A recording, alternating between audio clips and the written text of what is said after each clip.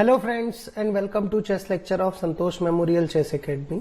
आज जो हम डिस्कस करेंगे, हम किस तरीके से आप एक कमजोरी स्पॉट करते हैं चेस के पोजीशन पर और क्या आपकी स्ट्रेटेजी रहती है, आपका गेम किस दिशा पे जाता है जब आप एक कमजोरी को टारगेट कर लिए रहते हैं। कमजोरी हर उस प्रकार की हो सकती है, जैसे मान के चलें आपका कोई पीस पर कोई कंट्रोल ना हो, कोई स्क्वायर पर कंट्रोल ना हो, कोई पीस आपका बेहतर ना खेल रहा हो और या तो आपका राजा सेफ ना हो। इन सारी तरीकों से आपकी कमजोरियों को इवेल्युएट किया जाता है। आज हम उन सारे टॉपिक्स को डिस्कस करेंगे और एक अच्छी थ्योरी लेके बैठेंगे कि किस तरीके से आपको अपने वीकनेसेस को अप्रोच करना है और अपोनेंट के वीकनेसेस को टारगेट करना है। जैसे कि आप देख सकते हैं, हम सबसे पहले इस पूरे बोर्ड को दो पार्ट पे डिवाइड करते हैं। तो शुरू के जो 4 रैंक्स होते हैं वो व्हाइट को हम डेडिकेट करेंगे और ब्लैक को बाकी जो रोज बचे हैं।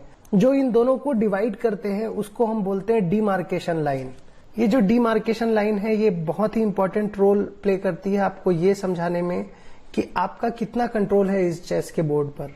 जैसे आपके अगर मोहरे बहुत आगे हैं, चढ़े हुए मोहरे हैं, तो आपको ऑब्वियसली खेलने का ज्यादा स्पेस होगा जो कि आपको एक बेहतर प्रोस्पेक्ट देगा और अपोनेंट की वीकनेसेस बनती जाएंगी अपने आप। एक एक करके हम वीकनेसेस आइडेंटिफाई करते हैं। सबसे पहला वीकनेस, अगर आपके कैंप में कोई पीस या कोई स्क्वायर सपोर्टेड ना हो, वो आपकी एक वीकनेस होगी। जैसे इस पोजीशन में व्हाइट की वीकनेसेस है A4, B4, A2, B2, साथ ही साथ C4 का जो पॉन है वो भी अनसपोर्टेड है। ऐसा कोई भी स्क्वायर जिसपे आपके कोई भी साथी लोग सपोर्ट नहीं कर रहे हैं वो आपका एक वीकनेस है। जैसे A3 ऑलरेडी कोई वीकनेस नहीं हो सकती बिकॉज एटलीस्ट एक पैदल का सपोर्ट है उस स्क्वायर पर। वहीं पर अगर आप ब्लैक का वीकनेस देखेंगे तो उनके पास में है A5, C7, B7 का जो पॉन वीकनेस है, H5। इतने मुझे ब्लैक के अनसपोर्टेड स्क्वायर्स दिखे। जो सेकंड पार्ट है वीकनेस का वो है आपके पीसेस की मोबिलिटी। आपके पीसेस बेहतर तरीके से खेल नहीं पा रहे होंगे तो वो भी आपका एक वीकनेस है। ये बिशप आपका एक तरीके का डेड पीस है बिकॉज ऑलरेडी इन 2 पैदलों की वजह से वो दबा पड़ा है। ये घोड़ा भी कुछ खास खेल नहीं रहा है। इसका मतलब आपके जो पीसेस हैं वो दबे पड़े हैं जिसकी वजह से आपके बाकी पीसेस भी नहीं खेल पा रहे हैं, जो कि आपकी एक पोजिशनल वीकनेस देके जाएगा। जो तीसरा पार्ट है हमारा वीकनेस का वो है राजा की सेफ्टी। अगर आप देखेंगे दोनों के ही राजा अभी सेफ है तो दोनों का वीकनेस की कोई सवाल ही नहीं उठता। चौथा जो सबसे इंपॉर्टेंट पॉइंट है, अपोनेंट की स्ट्रेंथ भी हमारी वीकनेस है और हमारी जो ताकत है वो अपोनेंट की वीकनेस है। मतलब अगर मेरे पास में कोई एक ऐसा मोहरा है जो बहुत अच्छा खेल रहा है तो ये भी अपोनेंट की कमजोरी बन सकती है।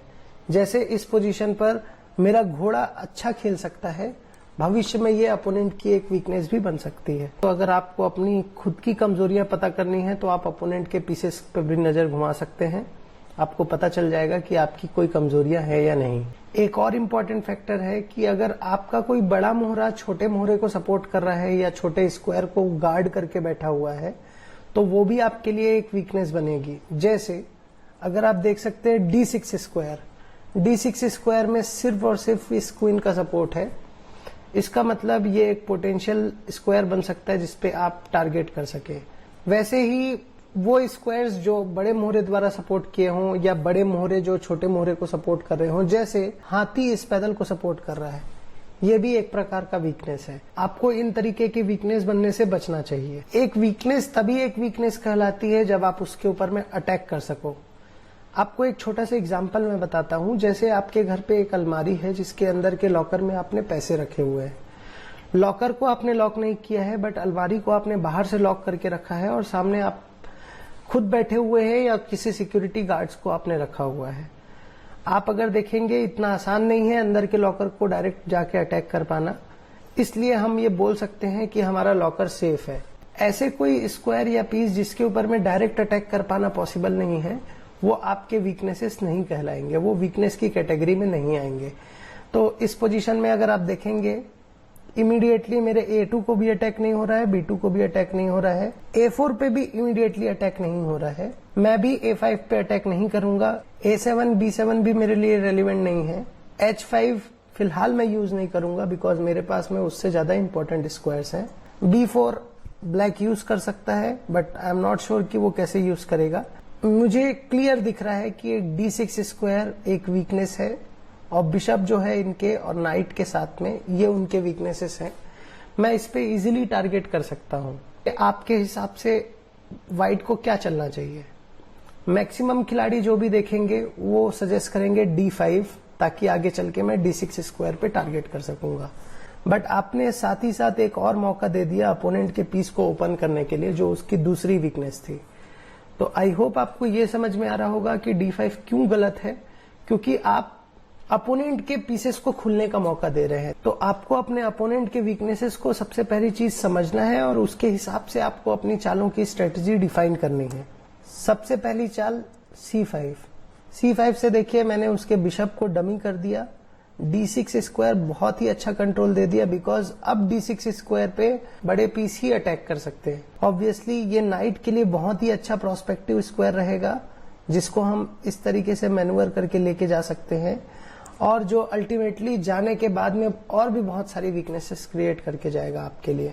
तो C5 का जवाब, उनने बिशप E8 दिया, रुक को ओपन करना चाहते हैं। हमने अपना नाइट E5, हमारा आइडिया है सिंपली नाइट को D6 तक पहुंचाने के लिए। नाइट D7, हमने नाइट C4 चला। जैसे ही आपने C5 खेला, आपने अपना एक D4 पॉन बैकवर्ड तो बनाया, एक वीकनेस तो बनी, और D5 स्क्वायर कंप्लीटली कंट्रोल दे दिया ब्लैक को। बट हम ये भी देख रहे हैं कि D5 से कुछ खास ब्लैक वहां जाके कुछ कर नहीं सकता, बिकॉज सिर्फ नाइट इस जगह पे आ सकता है। बिशप को हम अलाउ नहीं कर रहे हैं इस जगह पे आने के लिए।